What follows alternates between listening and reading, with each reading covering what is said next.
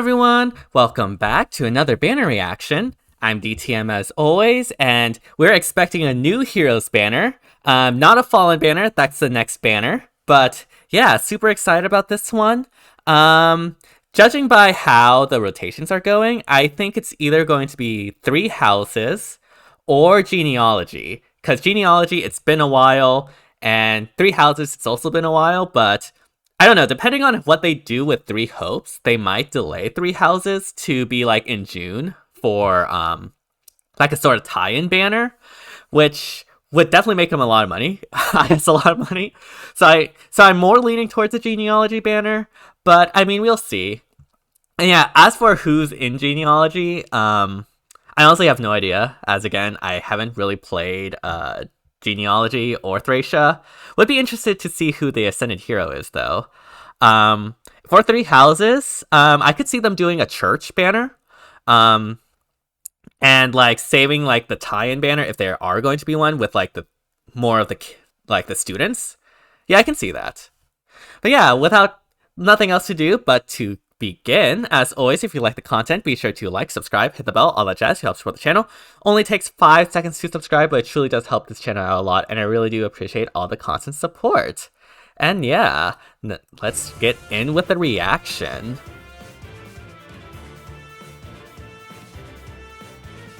Yes, new heroes. Honestly, I'm really looking forward to the Fallen banner that's coming up. This sounds... Wait, what? Okay, this has to be genealogy. And Tyne, another colorless mage. Wait, so... Oh, Blue Feud is here. Forget about Tyne. Blue Feud is here to counter all the Vectors. Although probably not, because Vector is obviously like super overtuned. But yeah, this seems like a genealogy Gen 2. Sister were taken from me when I was very young. Again, Arthur. Wait a minute, this isn't the Arthur I know. What about the person for Justice? Speed Res Menace, Grand Vulture. Oh yeah, that was also in the data mine. I completely forgot about that. Forgot to talk about that. I'm surprised it's not on a GHB. That's weird. Why are the green Pledgian tomes a 5-star exclusive? Oh, and a red sword infantry. Okay. Let's see. Okay, this is definitely the 4-star. But at least it's 4-star, so you can easily merge, I have no idea how to pronounce this name. An Ascendant hero, let's see who we have. Wait a minute, is that Ishtar? That is definitely Ishtar. Rip the Reinhardt dream, but yeah, Ishtar, a blue infantry mage. This is the mage banner, it appears. Let's see what she has. Okay, we'll take a look at that later, but doesn't look like anything too crazy. Again, we'll take a look. That tome animation, though, is so good. I always love the tome animation. Oh yeah, I forgot. Letiza is, like, destroying us right now in the story. But yeah, very cool. A bit sad there's no Ascended Reinhardt, but I guess we'll have to save that for the Thracia banner. And of course, we do have the Ascended Floret here, as normal. Honestly, I haven't gotten a single Ascended Floret besides the free one we got, so... Although, I think I'll still pull for green just in case I get an Ascended Fjorm. I don't know. I'll have to take a look at this and their kits to see. But yeah, oh, whoops, I forgot to take this down. My apologies. Alright, let's take a look at these skills also. Yeah, honestly, I was expecting a genealogy banner. Wasn't expecting Gen 2, but I guess they need to get the Gen 2 characters in genealogy. Again, I haven't exactly played genealogy, so I don't exactly know the context behind all of this.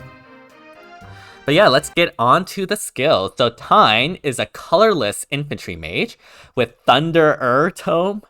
it's not just Thunder, it's Thunderer. She has Sling at the start of turns 1 through 3, or if unit's HP is less than 100% at the start of turn, grant special cooldown count -1 to unit. So that is sort of like a times pulse effect, but it only works through turns 1, 2, 3, or if you're not at full HP.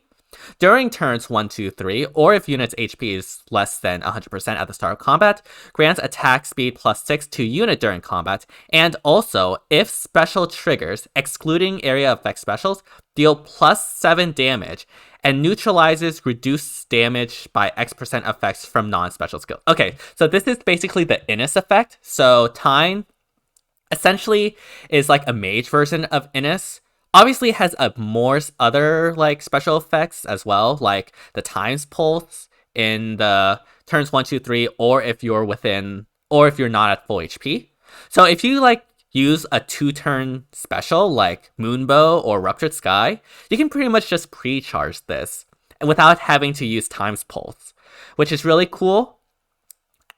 Yeah, I think she'll be a mage version of Young Innis. Although obviously Young Innis is more mergeable, being a Grail unit, while Tyne here is a 5-star exclusive, so it'll be harder to merge her up. But this is a really solid refine. Unfortunately, actually, I could see her being useful in ARD, especially in Catria Balls. Probably not in Summoner's Duels because, again, like, Hardy Fighter Far saves are pretty much everywhere, and this doesn't do anything to Hardy Fighter Far saves as opposed to Legendary Nana. But no, honestly, like, Blue Feud 3 is very spicy, though. Like, because obviously Brave Hector is just running rampant around everything. During combat, disables skills of all blue foes, excluding foe in combat. If in combat against a blue foe, disables skills of all foe, excluding foe in combat, inflicts attack speed def res -4 on foe during combat. So yeah, Blue Feud will be extremely valuable fodder, at least in the current meta, because we have things like Ascendant Idun and Brave Hector, which are like 2 of the 3 most prominent meta far savers. That's being alongside with Ascendant Fjorm, of course. But yeah, super excited to see this. Like, honestly, I'm very... I don't know what to think about Tyne as a unit. I think she'll be very good. She definitely has a place. But where exactly that place is, and whether or not it's worth pulling or sparking, I'll have to think about that. It will also depend on her stats, of course. As always. But yeah, Arthur, not the lovable hero of justice. But Arthur is a green, is the 5-star fodder unit, I guess. With Gron Vulture, which is basically a green Plegian Tome. And so yeah, this was data mined. I was expecting it to be on a GHB though. So it's very unfortunate that this is on a 5-star unit, just like Plegian Torch. And yeah, unfortunately, because Arthur doesn't have a preference weapon, I don't think he will be able to stand out, especially with like other green mages like Pent, infantry mages like Pent, or even just like green mages in general, like Harmonic Sonia, Ninjoran, etc. So the lack of the preference weapon really hurts. Speed Res Menace is really interesting. Probably want that on Noe, of all things. I had to think about where Speed Res Menace would be most useful.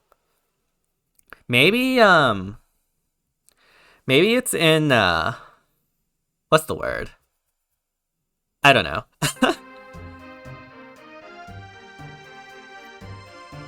My name is Skahak. Skahak. Okay, that's how it's pronounced. Also, that was some weird audio. It was like muted for a while. But yeah. I'll take a look at this new inheritable, Spirited Sword. If bonus is active on unit, grants attack def +4 and special cooldown charge +1 per foe's attack during combat. Okay, so that is the breath of... No, that's not even the breath effect. It's per foe's attack. What? Okay, I see like no reason why you would use this. I mean, he is the 4-star special. I mean, not the 4-star demote. So, like, if you have it come to your barracks, like, that makes sense. Yeah, I mean, he's a 4-star Red Sword Infantry with an inheritable weapon, which, like, immediately makes it really sad compared to things like Crom or Seliph or Masked Marth. So, yeah, a bit unfortunate. Even in within, like, the, 4-star pool. But Ascendant Ishtar is definitely going to be very interesting. Thunder's Mjolnir. Accelerate special trigger, cooldown count -1 at start of combat. If unit's HP is greater than or equal to 25%, grants attack speed +6 to unit during combat, and neutralizes effects that grant special cooldown charge +1 to foe or inflict special cooldown charge -1 to unit. And also, if unit initiates combat and unit speed is greater than or equal to foe speed, +10, units attack twice. So this is basically, the last part is basically like the Winter Lysithia effect, which is a conditional brave. If you are able to outspeed the foe by 10, you have the brave effect. Now, this isn't like completely like Winter Lysithia, because Winter Lysithia also had like a desperation effect if you outsped by 5. So like even if you like don't meet the +10 speed check, you, as long as you meet the +5 speed check, you still have desperation. Though obviously, if you are below speed +5, then you don't double at all. Which of course affects the consistency. We'll have to see the stats on Ishtar, but I don't think we can make the she's blue, right? Yeah, like a lot of the premier Far Savers, I mean, Ascendant Fjorm is a premier Farsaber, and unfortunately, like, if she's supported, she might be able to outspeed. Again, we'll have to see the stats, but it is a bit dicey. Although, she does get attack speed +6, so maybe not, actually. Yeah. Honestly, I don't really see anything special about it. I mean, the Brave effect is really nice. What will hurt her, I think, is the lack of range, like opposed to Reinhardt with, or like Ninjorin. The lack of range and the lack of the ability to run like Tempest skills will definitely hurt. And like this also doesn't help with AoEs, which are really important right now in Summoner's duels. And I don't know, this seems kind of a very tame weapon, personally. Like, sure, we have, I guess, the tempo effect, now that it has a name, with the special cooldown charge +1, special cooldown charge -1, neutralization, which is pretty nice, but ideally you want to have these specials pre-charged. I mean, I guess with the Luna she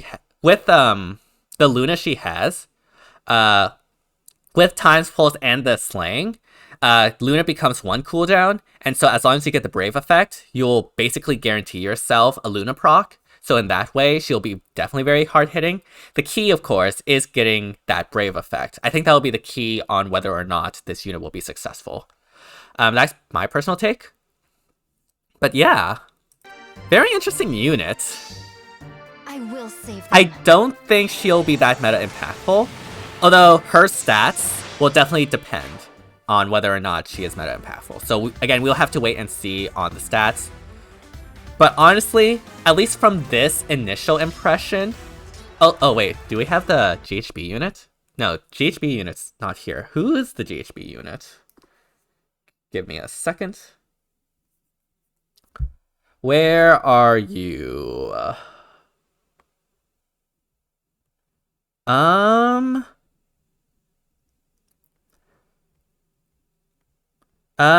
Hilda is the GHB. Okay, I'm assuming it's FE4 Hilda and not 3 Houses Hilda. Okay, that's pretty cool. I like that. Going to cause a lot of confusion, but yeah, definitely very cool. But now on the banner itself, yeah. I don't know. I feel like Tyne is the most interesting in the batch because of being able to cut through damage reduction. But again, like these days you need to be able to deal with hardy fighter Aegis Far Savers, at least in SD. In Aether Raids, like normal cutting through normal damage reduction is just fine. So I'm pretty sure she'll find a place on ARD, and probably